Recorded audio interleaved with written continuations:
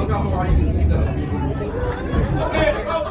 Put your hands in the air. The top station of the Incline Railway. Up here we have an excellent view. You can see North and South Carolina off to your left just a bit, and Georgia off to your right just a bit.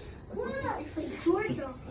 We also have a machine room located in the basement opposite the elevator there with a big old window in case you're curious on how this thing works. We have a fudge shop and a concession stand for your convenience. But please be mindful of anything that you purchase has food and drink are not allowed on the car. Trains are running every 15 to 20 minutes, with the last train of the day leaving at 6:40. I do suggest you make one before then, because they tend to be packed out, and if you get stuck up here, it gets cold at night.